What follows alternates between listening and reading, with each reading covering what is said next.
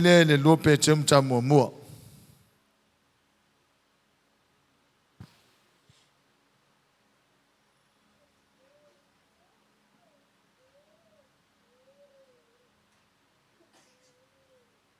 Ja, so mai tanto tuspa ia. Mo pe telo mo tau po lua. Praise the Lord. Ole fai upo tolsfuru, ole fai upo tolu. Anga isumantas.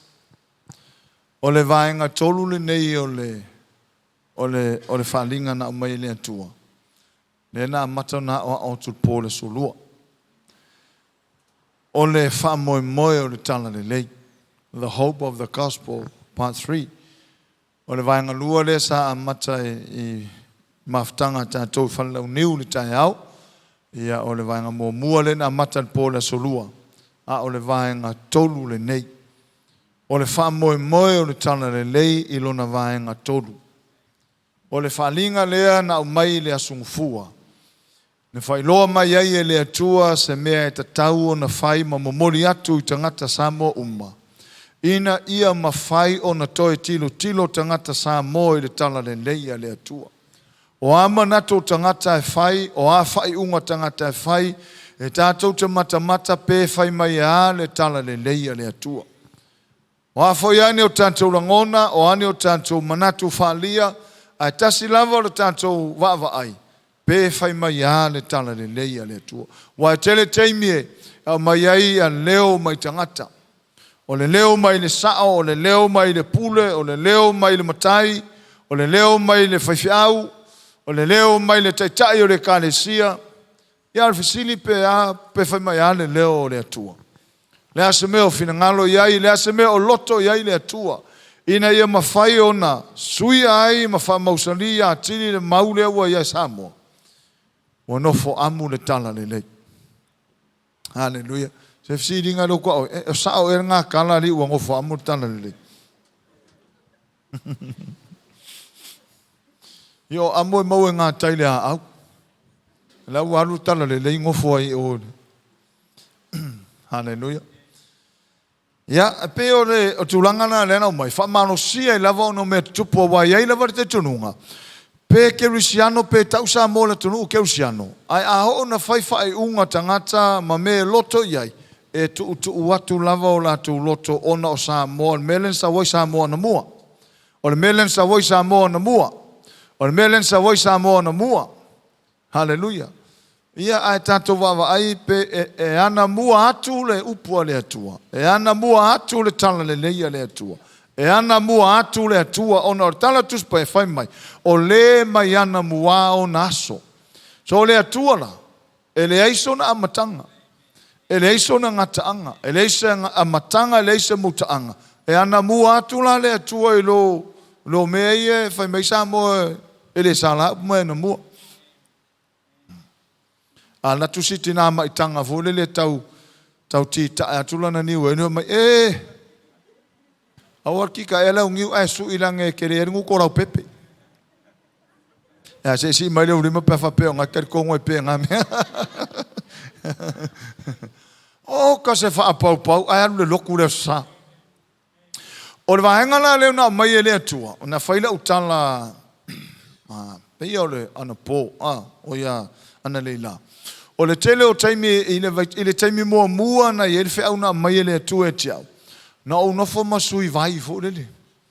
Na mai le tu fe au ta watu tangata. Ai mai o tango sui vai. O le wingo fa matalanga. O no fo ma mai a upo e a fe ye fe au ina ia tamu fai moni ai.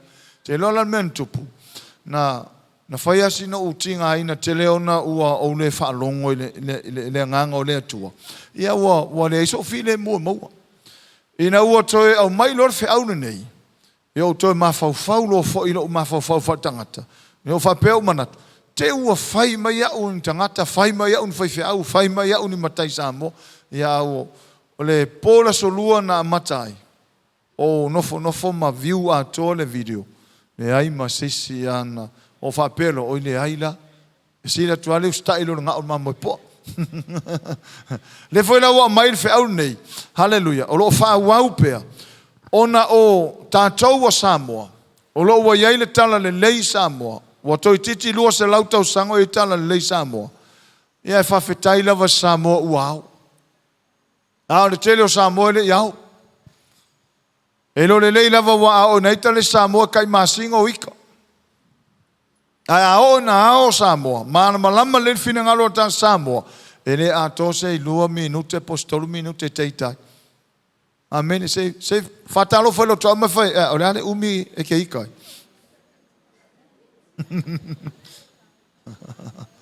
Hallelujah.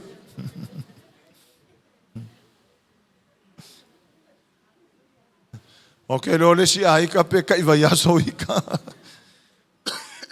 Ya vi ia le tua.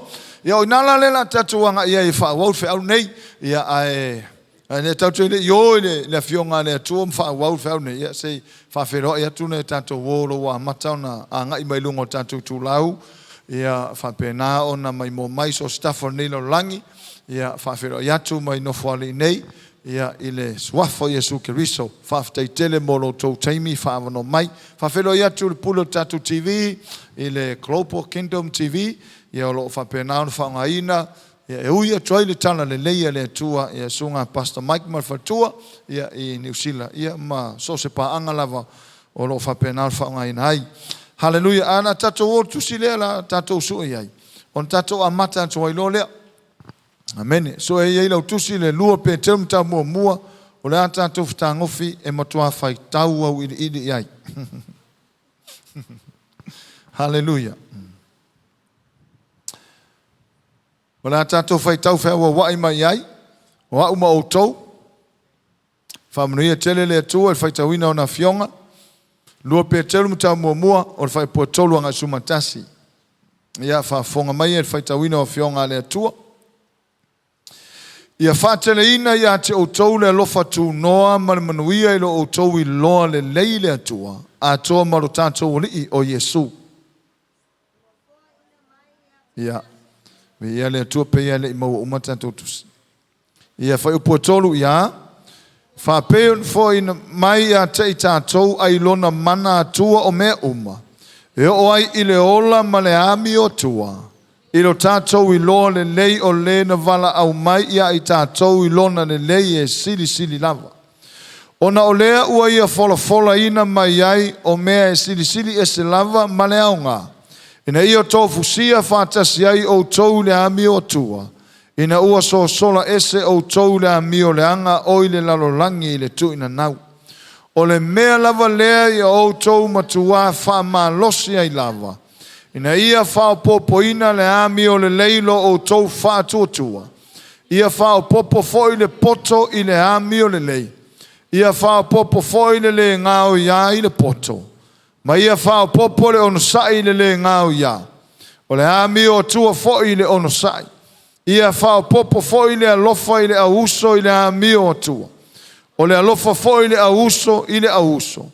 A wā pe a maua o tou ia mea. Maua whātele ina. O na avea I leo o tou ma e ua le pa ie. A o e fua mai le ilo le lei o lo tātou li o Yesu Keriso. A wā o ia e le o ia I nei mea. Ua tā waso ia, ua wha sengo, ua wha ngalo foi ia, o le wha mamaina o anga sala tuai.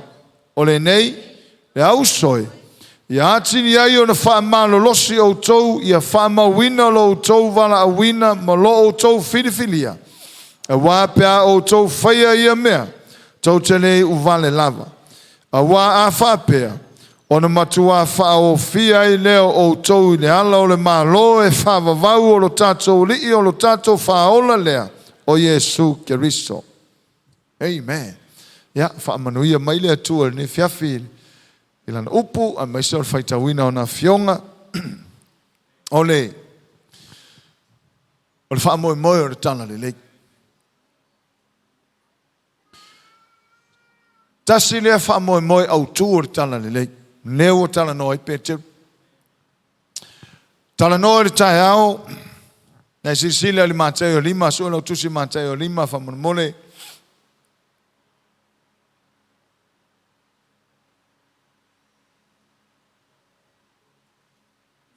Sa fa nga ine foi po lus fulu nga lus mole ono.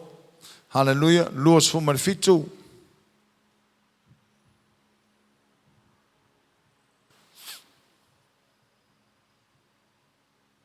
Tano le tai au le afio mai o le tala le lei. O le tala le lei o Yesu la valea. O le upu nei ai le tuspaia o le upu gospel. Gospel ia o le whamatalanga au i linga o se tangata. O le gospel la, o lo whaingoina whasamoina o le tala le lei. A tala noa lai le upu le tala le lei. Wa tala noa au i le tangata e swafa ia Yesu. So steimi lava la ta o le tala le lei. O Yesu lava na. O le tala e whatatau ia Yesu. Ma mea na ia whaia. O lona ustai ia toa. Ma le tongi ola na ia whaia. O lona anu le tunga mau ma lona toa soifua manu malo mai. O le mea na ta o le tala le lei. O le tala le lei wa le o se lotu. E le o se lotu le tala le lei. O le tala le lei o le tala e whatatau ia keriso Yesu. E le whatatau ina se lotu. O le tala le leila po le gospel. O le autula o tatou o le whiau. The hope of the gospel. O le whamoe o le tala le lei. O le asa mea na sauai le tala le lei. Ina ua sau le tala le lei Samoa. E sau makua pongi sa mangengefu le tano o kangaka Samoa. Te le i o le whale tonu se iei Samoa. A ena o mai lo le tala le lei. A maka inga kau milo lai kiki ma sui. Fai lava. Ia leua i ulava na i whaupunga leua. Fai e tangata Samoa. Ua ao Samoa. Ua nofo amu le tala le lei. Ua nofo whale i ai o whinangalo. Hallelujah, mana ia whaupunga. A tatou matamata la i mea ia tutupu i Samoa. E pe ia ua le sao i whaupunga ia. A ole mele o leni tau whai mai tala le lei. Tau whai mai tala le lei ia tea ai tangata o tangata Samoa. Ia tea le tau o tangata Samoa. Ia utu toto masaa i Samoa. E whapena whai le fio mai o Yesu i na ono po i le nuu o iuteia. E sauna Yesu o tele lava le wha maulungo tangata sau Yesu a wao loto maulano. Me uman sau Yesu e fai, e ui e le iai sa mo Yesu na vai taimi. A me uman a fio mai Yesu o i o le tala le lei. Tamu fai whama tala i le nuu na fio i fo iai ma whanua iai. O lea ua au mai le na tala le lei sa mo. Lea wa suia le whama walunga le whama walano. Wa sau Yesu o ka le whama walungo tangata. Sau Yesu a wao loto maulano. Sau Yesu a wao loto whamangalo waile i maua loto whamangalo na vai taimi. Me taimi nei mo tua whamangalo uma tangata. Pat fia tangata loto whamangalo. Au iai se sa moa e whaafonga mai po se tangata lava ele i mwhaua lava ia le loto whamangalo. So le wata tauna maua le loto whamangalo. Aisea, langa o mea ia whaanu upo le loto whamangalo. A o mea whakeusiano o le loto whamangalo. O le wha Yesu po le whaatala le lei. O le vavenga e whamangalo. A o le whaanu upo ma le whatemoni. E ave ai lava, a moa ai lava, ke lola, e mai il tangata whenua i ma loto le whamangalo. Say amen. Whai lotoa oi, e mai i fo tangatari. O le si men sau Yesu a wao na vai temi sau Yesu a wao leo langa hava. Hava ia hava tangata uma. Ia hava le tupu, ia hava i sose tangata. E o foi tuspai o lo tala no mai ai whenga inga fau o tala no. Ia hava le hava, ia hava le tasi. Leo langa hava. O na sau Yesu mo kwa le hava o tangata. Whawhetai le atua nei teimi. Ai mai se foi la ingo le atua le ua e whafonga mai le whiau. Ia o whamarusia tātou leo langa hava. Au iai foi se tangata o lo alala mai e le hava. Wata tau lava na e soso ifo le mo le ala. Ina ia e maure o langa hava. Wa lista ngata le hava. Sa vale a kuare si ko ke kia kure varko inga le ama se kala e fai. Ai le ngata ele sa fai lau tala tai au. Tutonu o pasi. E latu lor tangata matua. Tulo e lunga tangata matua na e titi ifo tangata lea. A wha peo taita wata matua 5 tausanga. Ai oso tu lunga to ina wonus furu. E tula e lunga 5 furu ai ofo le onus furu. Ara kai menge, e la kwa 5 fura sa fa yes fufa. So leo langa leo le mana umia ina ia saule tala lele ia kau sui ma fofo tangata. Sui ma nato tangata. Saula Yesu na taimi. Ele a lofa fo tangata e sau Yesu a o le lofa. Me uma yang sau Yesu e fai. sauina ia tamawhai e mone o le sa o hao ia tunu unia na fio i fo ia Yesu. Lo no iutaia. Aina ua moli mai ma tafe mai le tala le lei le lalolangi ma o mai Samoa. Sa foi le tala lei Samoa. O ka ele fale kongo Samoa sai ai. Aina ua o mai le tala le lei. Ua mata na alo lofa tangata Samoa. Ua popula atu tangata Samoa. Ia ma whaavai ai lo le tunu le nei. Whaavai le atua Samoa. O mea uma lava lai fai. E tatau ona fai e fua whaavai. Hallelujah. E o mai te tala le lei ia. O tala ia no ta whaalongo ai wa ta tele ia i na vai tau. Tai te lo tatou uma lava le iai. O tala ia tala tutalinga fo lele nau mai. Ma tala le vavau. E ai tangata Samoa. E awa wai tangata e fono ele awa le iai tala wha Samoa lele iai le pitonu ule le ta ufatitu. Ia mamaua ai loa tala ia e tala atu le launiu tu o le atali i ole. O mena sa whai aso ia, a le tala le lei. Wai loa ia lofa tangata nei utafutafa. Sa tātou le alo lofa. Ai o tātou alo lofa nei. Ona ole, wha moe o le tala le lei. O le wha moe o le tala le lei. E suia ato ai ma faufaunga ma manato tangata.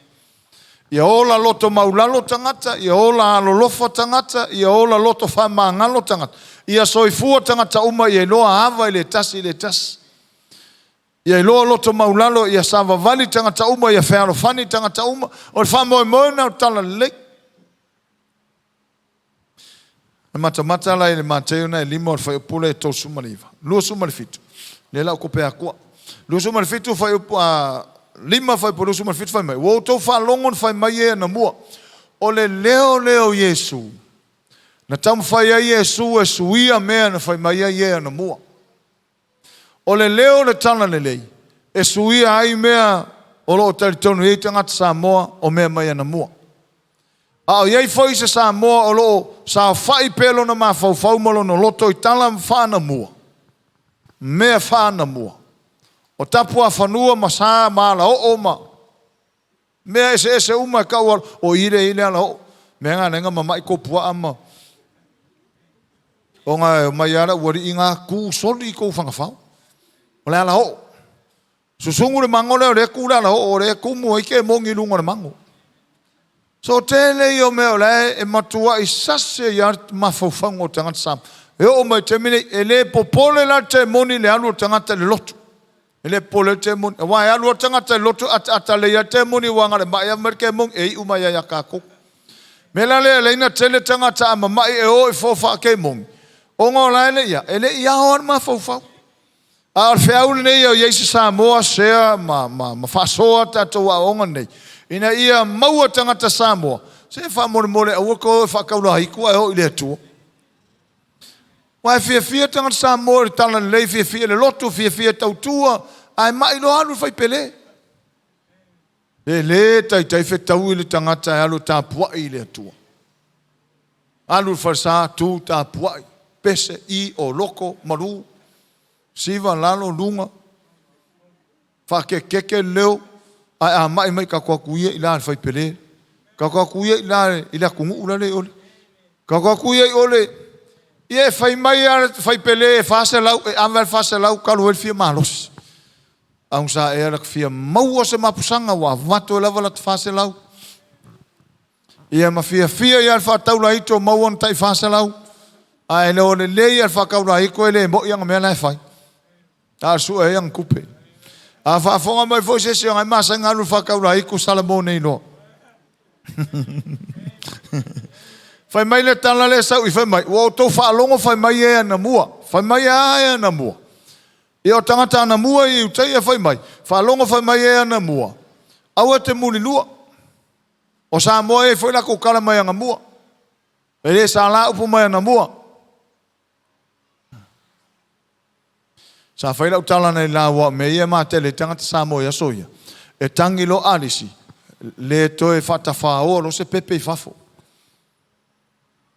Ai ave uma pepe tono whale. Aisia, ne te o sa ua. Te o sa hua.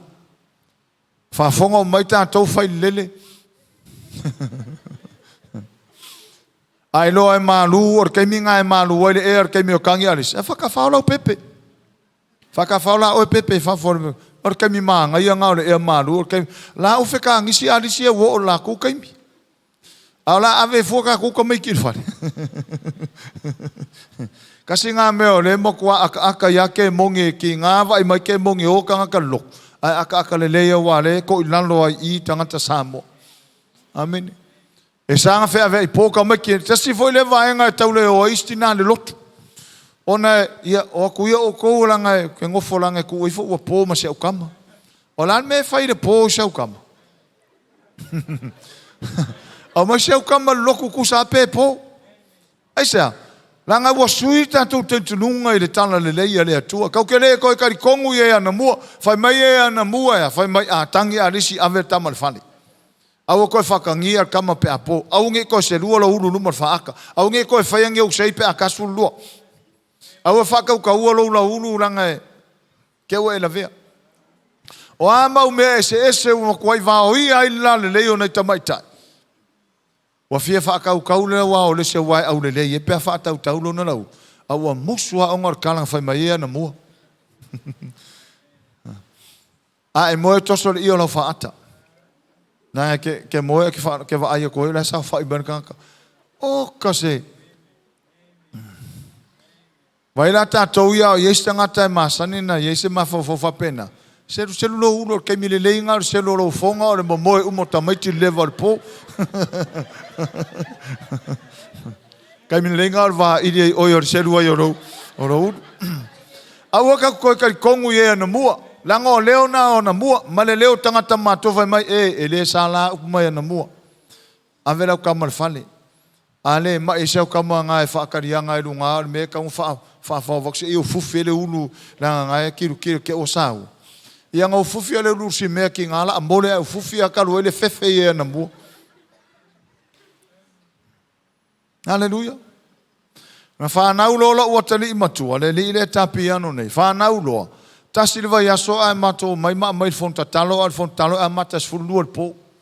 A le fale fa il fonta talo tonga niu a toa. Tonga niu a toa le weskeke.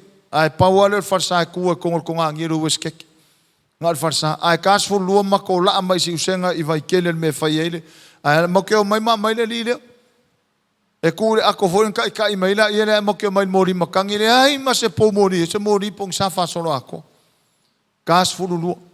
E o mai laso ngeo ke le lopo o le li le falma. Ke le lo foi po sa ua, po kaia, po la lava ngisi ka o ka wai.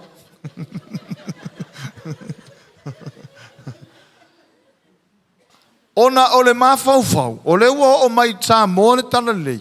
Ai koe mafau fo e ana mua, walua I lo la mea. O le tala le lei ma leo tangata ona o ana mua. Fai mai e ana mua. Ai o le tala le lei, e sui ato ai mafau o tangata mai ana mua. E ele si, e ta taulan malama mafau tanga Samoa, e le pule ke mongi a kako, wale si mainga o mai, le si aso vai mai, wale fia te moni, e tā lava furu lua whainga luenga, e pō lava o vele vao, e tele teime leisa malo lo, o le ala ko fe aua e alanga fai au tana whampea, o leo ke iloa, o le whanongolongo maila wale ia I kako kala e whai. So stangata ua iai le tala le leilo no loto, ia eiloa e le pule tangata feoti I tangata feola. Hallelujah. E le pule se sauali I tangata o le tua. Amene, whai lo tua oi, whai leo tele iai, e le pule ske mongi a ka ua. Whai iai. Hallelujah. Ia tātou no fauta iai il whamatalanga na. Langa o lae, whai le tala lae, akar ke mongi whapea. Oh, wai le fia vaenga ia ua. Ana mea mo ia le pule ske mongi a kakou, o kakou o tā ngata o le tuolo ua whauru whale iai le tala le lei. E pule la kakou ke mongi, a kakou whai ako e ngofo. A kakou whai ako a ruese. A kakou whai ako ua lava. E pule tātou e whai tātou whai ungalea. Ona o le wha moe o le tala le lei. E pule ai le si o manga le tu ato tātou. Si o manga o ke mongi. Amen. Hallelujah. Le la fai mai le tala le. Na uto fa longa fai mea na mua. O tamu fai lava mo moli atu fe au le. Ia suia o tatou mafofau. Au nge ka ku koe mafofau tala le na mua. Au o tatou mafofau mea na mua. Sui ngai tatou mafofau o so Samoa fai lo mai. Au mai mo mai. Sui nei lo mafofau. Ele toe ali e lunga me fa na mua. Ile upo le atua mai ana mua na mua lava. Te lo tala tu spaie fai mai polo ya Efeso o ngaluenga le leina saunia le atua ana mua lava. Au le fava ina laulang. Mulevan kapenga le atua mele mo tatu. Amen. Ia awala nei toi mafafau tatou mea vavau. Ma ia mo ia e mankofo ia o Samoa le au mamala e. Ele sa la upu mai anga mua. Ramang se kikinga falele ya meanga. Sala upu mai na mua. Ave se nga me le sala upu mai na mua. Ina ua suia le tua mo ulo ina le mele. Mo ke le kai o ko kai kongu meanga mua. A lo ukari kongu ye meanga mua. Tangata le tua. Kwa yo ka hofo le tala folele ya sinamana na tuna ai fai ma vaenga ai tipile ulo tuna ai tu pala. Ai va kupu mai le ngiu ai va ai le yei wa ke ngo ka kongu va kunga i makor ngiu fo va ia o tuna na le se ko fai dar kai mi nge pe makai le sala mo na mo e le ngo fo ia le ulo kunga pe aku nga kai se ave ese o tanto la ngona fa pena sui o fo anga le tua me mo na fai le tua le se me nga fai sa kangi le ku ko io au tu a to le la langi nei. Ai o le atua i o le pule o le langi male la langi. O le o maila o le tala le lei. Sui ele mafofau o tangata. Sui ele attitude o tangata. Sui le savali o tangata. Sui ana me fai sui o na tani tonunga. Te tonu le upo le atua. Le la fai mai Yesu. O tau whalonga fai mai ea na mua. Fai mai ea na mua. Aua te muli lua. Sekia. Ai saulo Yesu sui. E la tala Yesu nga fai. Fai mai. A o te whai atu au ia te otou. Ai se wa i atu whawhine ina ia mana au iai. Wa o manu muli lua mai e lono loto. Vai, o le mea ngā mua, saan muli lua. Whai mai au muli lua ia, le lei. E le ia ia la se singa muli lua ai waela. E va ia kwa ingo whatangata i la nā va. A sau Yesu kango kongo i kongu le haa. Sau Yesu kango le palaka. Ka sa o Yesu le mafuanga le me o le loto fai mai a wa ula fai atu ia te otou ai se va ia tu fafine e mana o no loto ua o mamuri lua arnge ia e va ia tangata le mo se sumu lua isa la le no fo tangata ai le no ai le loto le wale va muri lua so le o le onga la le Yesu na fai uta ia le o mai nge ia na ia onga e o ngā ia au, e o ngā ia oe, e o ngā i tangata uma. Ina ia mawhai o tātou loa ai o le tala le leilea. E sui ei mawhawhong, wa whapea tau te oe pe whapea. Ia, e le uloa mai la, mana tua le. Si ilo matua le na tau aima. Au mai steine na, au mai o maua mure lua, ia sa aungi lisa wari i le. Sa aungi lisa o mure lua le, e lele i maua e maala e kau ai ai, mure lua le o mau. Sau lola ia fai mai leo Yesu, ai era se so tau le sa nanga sala. Tongi lo sanga ma. Ia le tau te mama ma uma le Yesu singa kongi sa ma aisa. Wala vea uma kusa uma mal fingere.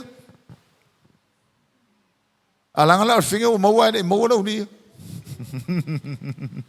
Waila ia le suinga Yesu o tala le lei. Tala le leila le. Le o mai nei au ngā ia tātou. Lusu ma le valu, lusu ma le iwa. Ia tol se fulu, hallelujah. Fa solo mai lava tosu ma le iwa, fai mai tosu ma le tolu. Ua fa longo foi o tou na fai mai ea na mua, aua e te tautou pepelo, a ia e vatu i lea li o mea e te tautou ai. A sau isu fai mai. Au te fai atu au ia te autou, aua lava nei tautou, aua le tautou le langi, aua no fali i leo lea tua. Po le lau langi, aua le mea tua i ona au lea. Po i o selema aua le lea o le tupu sisili. Awa foi ne tau tau la ulu awa e tele ma fai ona whaasina sina pe whauni uli se la ulu tas. A ia e whaapea lau tau upu. Ioi, ele ai. Awa o le upu e sili na upu. Mai le leanga lava ia. Wa tau whalongo na whai mai e suia le mata e suia foi le nifo. Au te whai atu au ia te au tau. Awa ne e au tau te atu le leanga.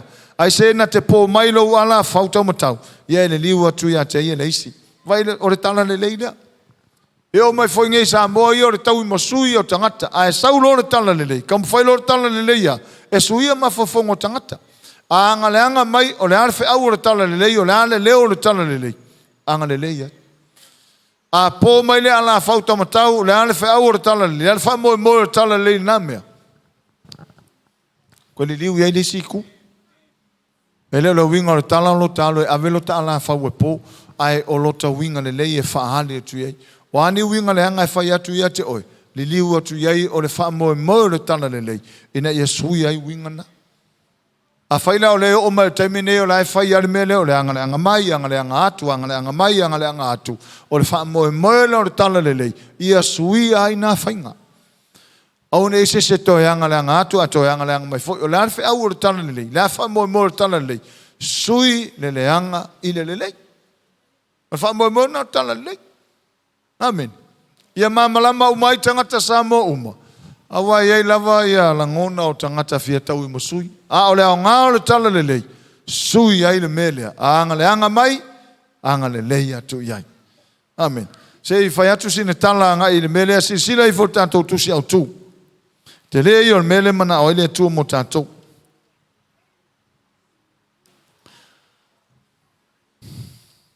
Lua pe tenu. Leo toi umi foi stato taimieri.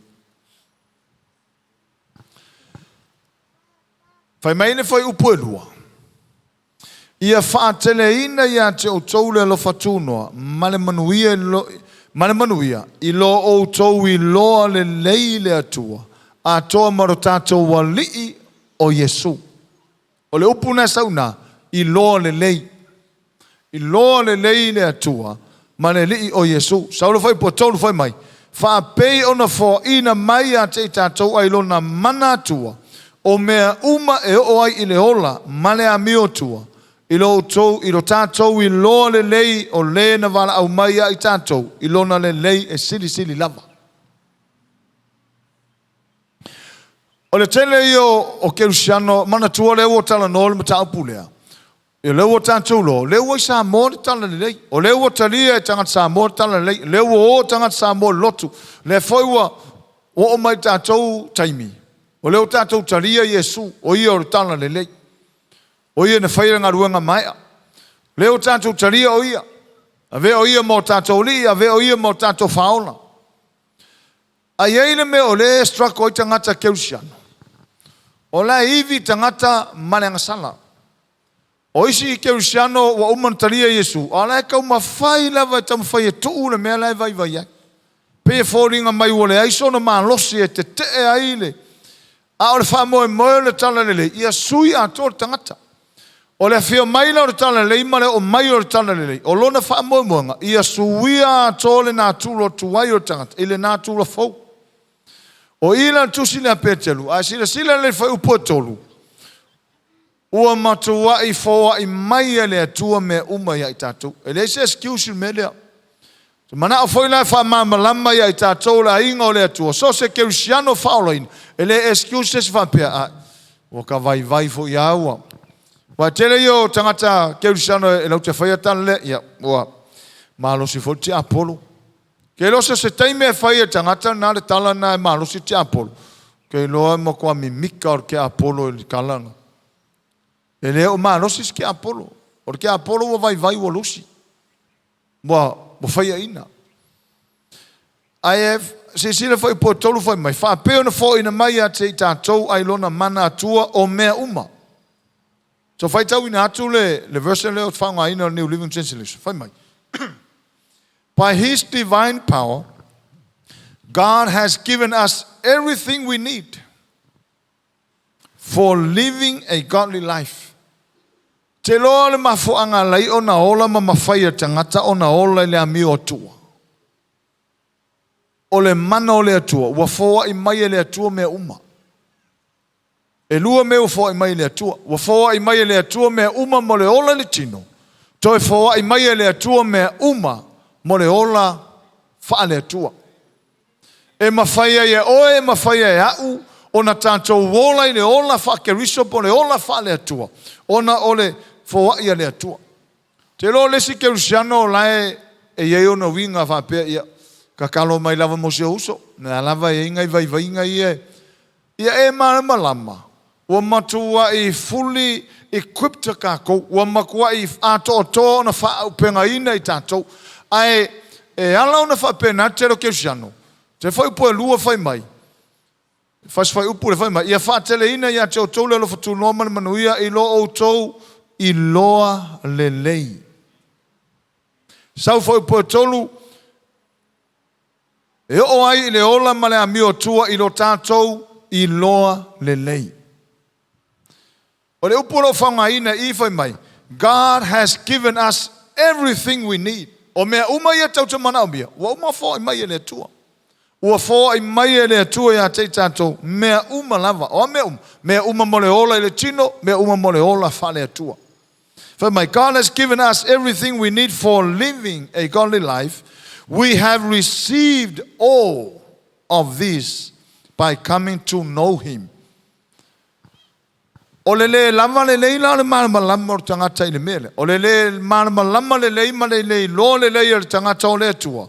E nā te le o loa I ua fōa I mai mea ia e wha au penga I oi. Molo sila fia oi le tangata o le atua. Ua wha au penga ina oi. Ua ato o tōna wha au penga ina oi le atua. Ua fōa I mai o le tala noa pētelu. Tala noa mai pētelu. Ua fōa ina mai le atua me umo lesi translation e whangoa ina upe o tania le grant. Mamala mai tātou ia whana ua onga. Whai a onga. E le grant le au mai longa winga o mea ua fōa I mai. Fōa mai e kawa I leo po e kawa I whai a onga e kawa I mea uma le a onga. Mea uma lava e kawa le grant. O le grant. O le kupe leo fōa I mai. E whai eni mea nea. Whai mai le whangoa ina lesi version. God has grant. Ua umanga. O fōa I mai. Ua grant le atua mea ia tātou. O le upule whangoa I ua fōa I mai. Whai mai wha Samoa. Wha pei ona fōa ina mai.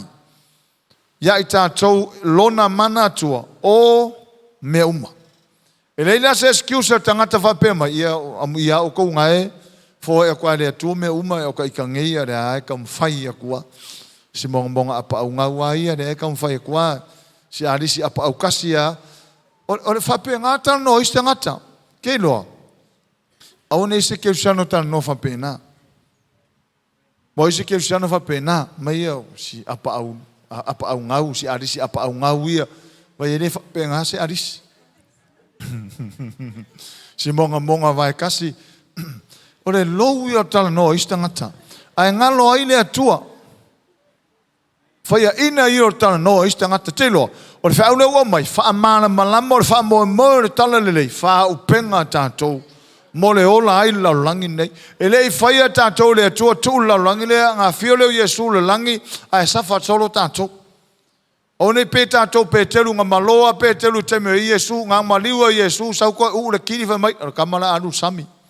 O la koe fwoi kumaro sami, o la koe anu mara upenga. Le la koe fwoi whaire whaiva. E ngā ua leisa wha moe. Te loa. Pele o iai, pele o ai o tātou mata I le atua. A o lea le iai a le atua.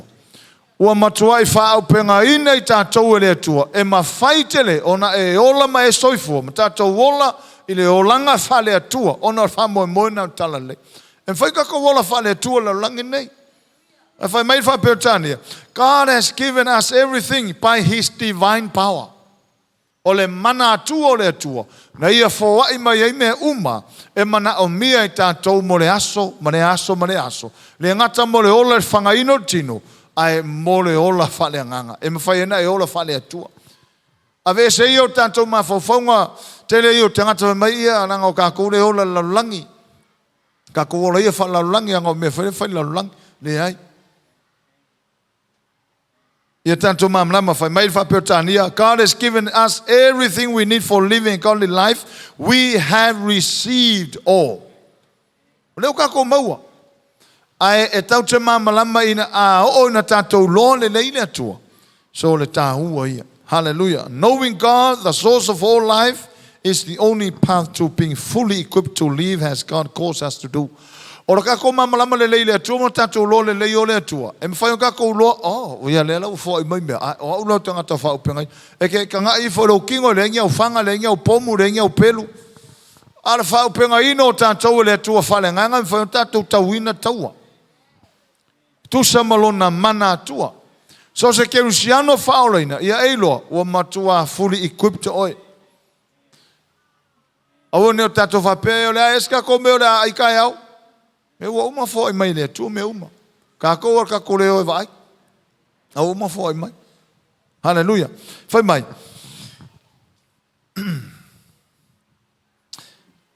Talo aila whai upule e tolu. Saulo whai upu e whai mai. Ona o lea ua ia fola ina mai ai. Whai upu e tolu ua fo ina mai ia mea uma. O le wha moe leo le tala le lei. Fo ai mai mea uma. Wha upenga ina i tātou mo le taua. Wha whanga o tātou tino e manolosi. Sau whai upu e whai mai. O le mea lea. O lea ua ia fola ina mai ai. O mea e sili e se lava male au ngā. Ina ia. Ave isi ai le ave isi. O le upu nei whaonga mai nafa mai. Tofu sia. O mea sili lava male au ngā. Ia tofu sia whaatase o tau ilea. Ami o tua. Ami o tua. O mea sili male au ngā fo e mai. O le mana o le tua fo e mai e ao na tātou maa malama le iai. Ia ma mea uma fo e mai wha upenga ina i tātou. Ia male vahenga tā ua lea. Tofu sia i tātou lea mi o tua.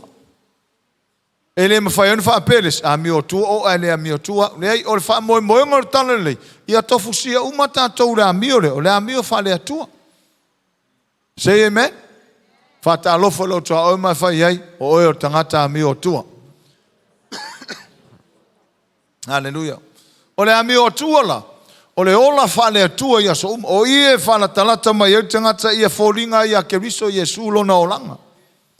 So o le wha moe la tala lei. E le na o le wha longolongo e fō le wha pea kama salu le loku. O mai ua fō sa unginga. Le ai. O le wha moe le tala lei. Ia ola masoi fuar tangata ia mamalama le tala lei. Ma ia sui ai ola wha lea tua. Ola wha lea tua wharsaa. Ola wha lea tua wharwhainga ruenga. Ai si leile ola wha lea tua le ainga. Say amen. Ola wha lea tua i le ainga. O le ngofoanga sili le ngā. O na tāhua i le ola wha lea tua. Ai tele fo tangata e ola wha lea tua. Pea o lotua e o ikua ola fo ikua.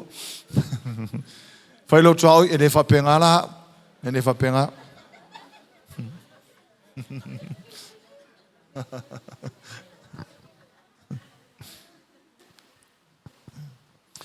Whamai foi poe wha, ona o lea ua ia fola ina mai ai, o mea e sili e se lava ma lea o ngā, ina ia tofu sia whātasi ai ngā o whaiwhi au rea mi o tua. E sa? Le ai. Tofu sia u mai tātou rea mi o tua. So stangata e whai tau tusi rea pe telu, o ngai whakau i eni me rea. Tofu sia ai tātou rea mi o tua, ina ua so sola ese i lea mi o leanga, o i le lalolangi i le tu ina nau.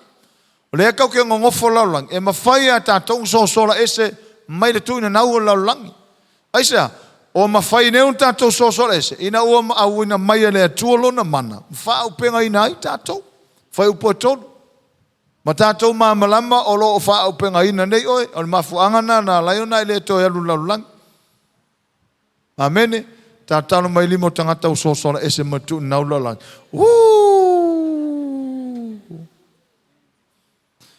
E sola ese lo tangata mai de tuina nau le lalolangi.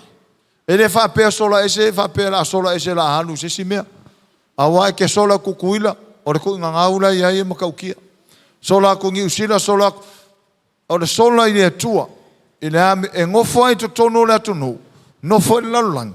Ala es olona tangata atola e alu i le tua. Wa wha upenga ina fo ia. Mai mafuanga nana, nei le mi o tua, e te tari tono e mawhaina mi o tua tangata. E mawhai un tātou a mi o tua. Ngā sola e se lava matuna nau oile laulangi, ola i upo le tua a mi o tua lo. O ila e se i mawhafongo tangata se rango kākou le laulangi. Whai ngā meo kuru ngā le se langi. Le ai.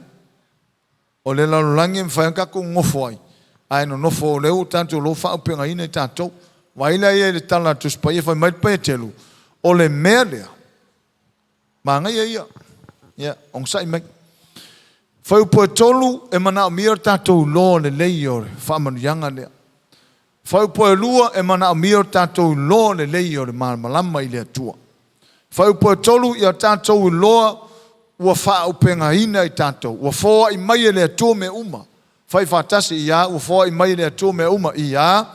Foa I mai le tua me uma. Me uma o te mana umia. Ile ola ile tino. Ma le ola fa le tua.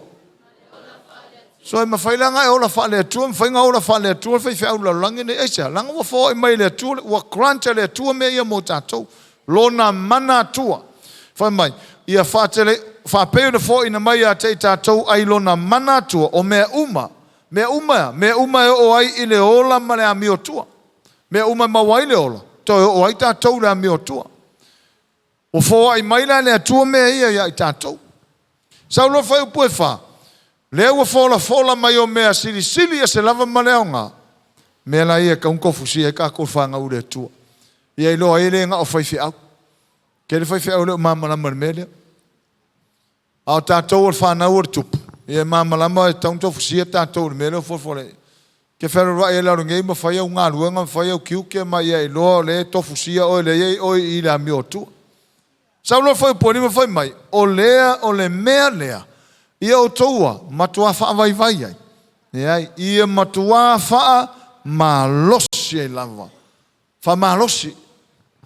Kangolole o le anganga pa ia. Wha ali a pe telu le mele wha whainu mera. Whailo ia pe telu wha popo. Tasi wha popo, tasi wa lua. Lua wha popo le lua ua wha. Tolu wha popo, tolu ua ono. Ai whai kaunge I. Tau te mamalama lo e whai upo e lua, tolu, mare wha. O kako furi lora ia lea ngā lua ina le whai ngumela le ua mai ne tua. Whai mai, o le mea lea. Ia o tau matua wha ma losi ai lava. Ke loa makoe mga o mia tātou umar wha manos. Mga o mia whai whi au wha manos. Mga o mia ke a kongor wha manos. E mga o mia whai la ungar wha malos. E mga o mia whartua wha malos. E mga o mia tangata uma o le atua. Le wha malos. Say amen. Whai lo tua ai mga o mia lo wha malos. Tele tangata e wha vai vai. Ua kaule inkanga ka wha malolosi. Wha whetai le atua le to. Tele tangata wha malolosi. Amen. Wa isa ngata o tau le mauar melo le wha malolosi. Ngar wha vai vai. Ai o le mangai o le mele. O le mele, ia matua wha malosi ai lava. Ina ia, wha au popo ina lo le ami o le lei lo o tō whātotua. E tangata whātotua I nei. Amen. Si umai lunga limo tangata whātotua. Amen. Wha fonga mai la tangata whātotua. Wha au popo la le ami o le lei le whātotua. A makanga whai ngomera. O le whātotua, wha au popo iai le ami o le lei. Wai e foi whātotua teo tangata. Ai whaale leila kua mio. Ai tūla i eila mio lei whātotua. Wai tangata, e tere tangata e pisa whātotua. O tangata whātotua. Ao lea mio le leia. Ai mga o mia. So tangata whātotua. Wha mai pē telu. O le mele. Ma kua whamalosia ia.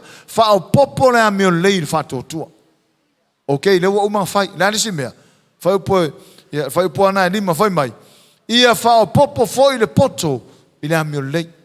E la kore a mio lei, fa popo fa totua, a la kur poto, fa popo le mio lei. Wa ale poto, e le lei la mio.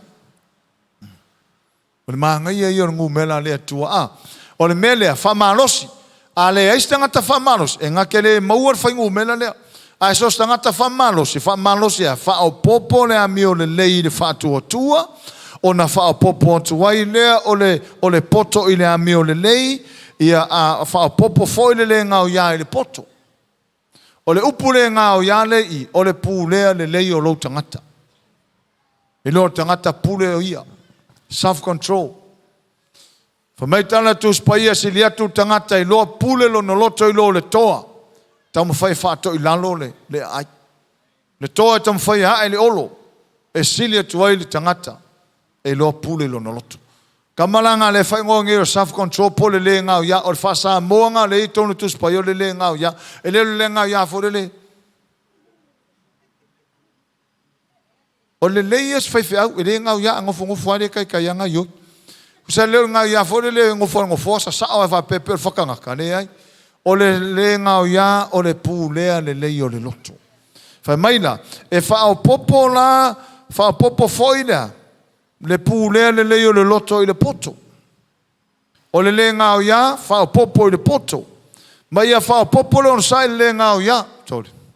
Ka o kia o le nganga pa ia manga me ia fai mai.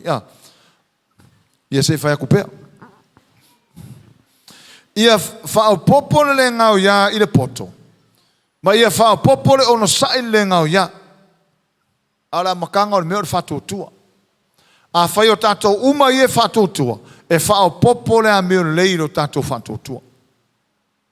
Ona fa o popo atu aila ia le o le poto i le a mea le lei i le tangata fatutua. O le fatutua fa o popo le a mea le lei fatutua. O le poto fa popo le amiu lei. Amene. O fa popo foi le ngau ia le poto. O le pule le o loto e fa popo le poto. Ma ia fa popo le ono sai le ngau ia.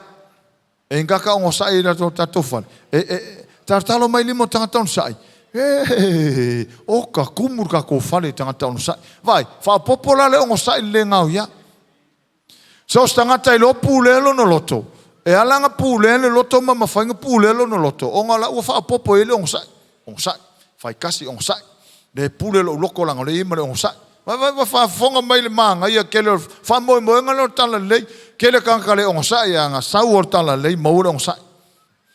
Vai foi kanka on sai le lo pule loto. Ai le pule loto. E o luma le on sai. Fai kasi on sai, fai lu on sai, fai kolo on sai. Fai fa se furu on sai pea.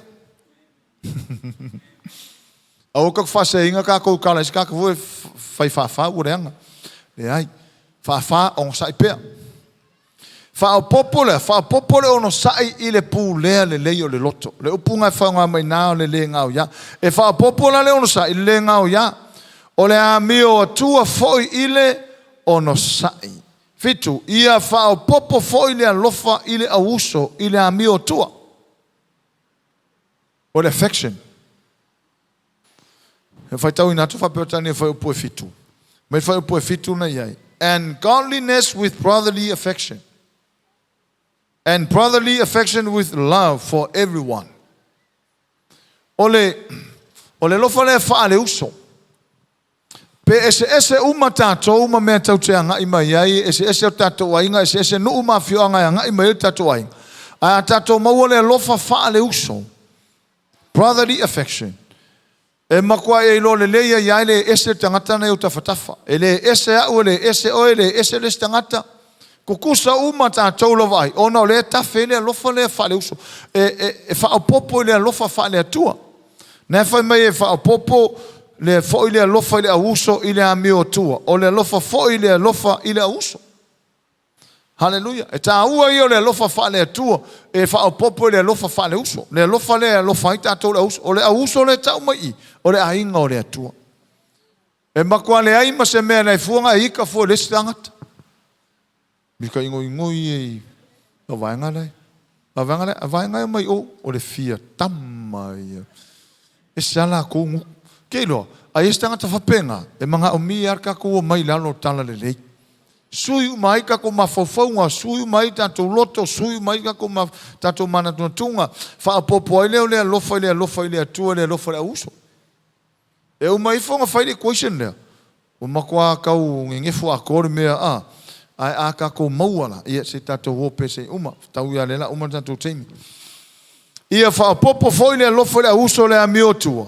O le lofa foi le lofa le uso. Vanu a wape a maua e o tau ia mea. Le fa poponga ngai a makamal fa upo lima e fa popo le amio lei fa totua fa popo poto le amio lei fa popo le ngau ia fa popo si mea. Fa mai a maua tatou mea nga. Hallelujah. O la me tu fa mai ona fa teleina o ma avea i o tau mai ua le pa ye. O fa upuna vanu. So fa tau na tu fa petani fa po vanu. The more you grow like this, the more productive and useful you will be in your knowledge of our Lord Jesus Christ. O le upunga whaonga mai pai e. Hallelujah. E leo le upuna te tauna iai. Ia ai whawhetai lava I le whasamoina. Hallelujah. Wa e tau tasi ale mea tau le pai e o lea. O le kāru kasi lai moi. O le koe pōa lai moi. Mea ngā ka o le pai e. Ma le ka avale lisi piko, ka avale lisi piko, ka avale lisi piko. Ngofu mai runga whakuwa e kasi. Kiri o whapea, kiri o whapea. Loa ingur kiri whalu lisi a inga. Mea ngā ka o le pai e. E leo le pai e la ngā le tau mai I. Hallelujah. Ai o lo tala no fai mai. A whaapea o le tele o lo tātou tutupu whaapea ma tātou whai al melea. E ene mele le e tupu ai. E mele le tupu ai. Hallelujah. E tupu ai lo tātou malama le lei I le tua. Mai whapea tania, the more you grow like this, the more productive and useful you will be in your knowledge of our Lord Jesus Christ. O le a whaatele ina ilo tātou mamala maanga. Po le mamala maanga o Yesu Keriso. Po le mamala maanga o tātou e winga I a Yesu Keriso. E le kupu lasu kako mamala ma ile. Ile le ai ungi me whaopopo anga o me ho ese. E manga o mie whaopopo. Whailo tau I manga o mie whaopopo. Manga o mie whaopopo. Wa leska ngaka lai wherua ingat whakua e le isea. E le sea mio lek. E manga o mie kako uma wa uma o mea. Whātotua, tuu iei male a mio lei, tuu iei male poto, tuu iei male ngau ia, a maua uma tātou mei a tau tutupu ai, o na maua leo tātou mamana maanga I lea tua. Hallelujah, whai mai. A wape a maua o tau ia mea, maua whaatele ina, o na avea I leo o tau mai ua le pai, a o e fua mai, male I loa le lei o lo tātou lii, o Yesu Keriso. So stangata lai maua ina whapoponga lea, e fua. E fua mai, e mana malama I a Yesu Keriso. Tupulo na I loa le leo Yesu. Sau mal whai puaiva, mai awa o ia. Awa o ia ele o iai nei mea. Whangoa ngoanga la leo whai puaiva. Pe a whai o stangata ele o iai mea ia. Ele o iai mea ia whai upualima nga whai upuevada. Le whai mal whai puaiva. Awa o ia ele o iai ia nei mea. Ua ta waso, whaasengo sengo, o whaangalo foi e ia. O le whaamamaino ana nga sala. Tasira le me o mai taimine I lai whaasengo sengo I ales. E le o loa le whaamamaino ana nga sala. Nā mea ka o whaasengo sengo. O le mea ka o ka waso le.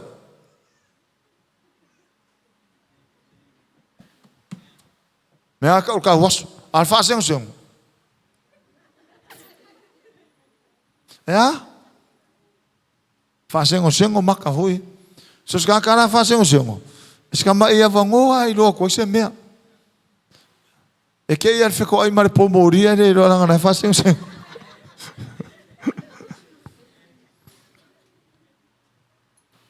Whaangalo ia mea. O le whaamaina. So sta ngata lava. E le o iai mea ia tātou tō laulauina. O lai whaasengo sengo. O lai tā waso na te le o loa. Ua whaamamana nga sala tuai e Yesu. Ai so stangata ua iai mea, ua eilo, ua whamamā ua nga sala. Whaere ngai o kafa, o eilo whamamā ua nga sala. Te lo le si mea whai ngata ane ilo tangata ua maanga nga sala. Langa ele o whai ia whapoponga lea. E mga o mia le whai kako ngā lulua, e whai whapoponga lea, o lea, whaopopo lea mio le lei, whatotua, whaopopo le poto lea mio le lei, whaopopo le ngau ia le poto, ia a tato whai ia whapoponga na, on ka kule ka waso ai lea. Kau ke leo whasengo kua mangingo ar whamoimor tala lei ua mamaya uang sala.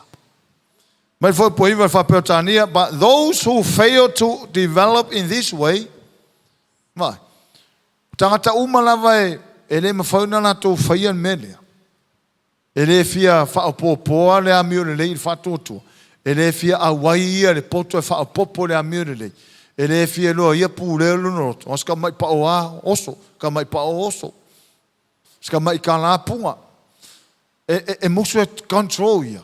Whai mai la. Whai mai whapetania. But those who fail to develop in this way. O lato uma e lau te le mana nao e ati na e lato le awana le. Le awana le umai le tu. Whai mai. Are short-sighted or blind, forgetting that they have been cleansed from their old sins. O la naka waso whamamaina la tau. O le taimi fone, wata tauna I loa tangata. O la uma ngalo. A e alala mai foi na lava e nefu teno tene mangalo o kaunginga I lo e mangalo. Se si malimo tangata umatari e suave mani faole lon soifua. Ia I lo la au ki faseng sengo ngawa I lo e mangalo. Ma mangalo. Pati fifi tangata o mangalo. Amen. Hallelujah. Fai se fulu o le nei le ausoi ia a tili ai o na whaamalo losi o tau. A ka ko whai ngei le mele mtato tutupura wala whai ala wala lea. A tili o tato whaamalo losi.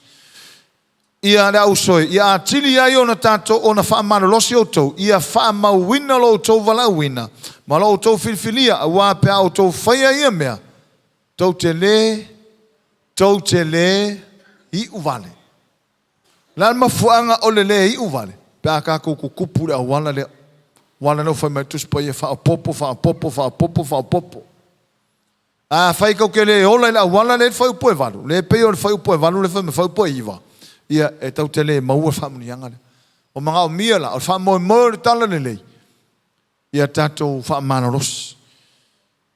Ia fa ma wina lo to vala wina. Ma lo to fifilia. Wa pe o to fai ia mea. Tau te le uvale lava. Hallelujah. So, dear brothers and sisters, work hard to prove that you really are among those God has called and chosen. Do these things and you will never fall away. Kau ke le paula, kau ke le afia, pe afia, tau te hola le awala lea.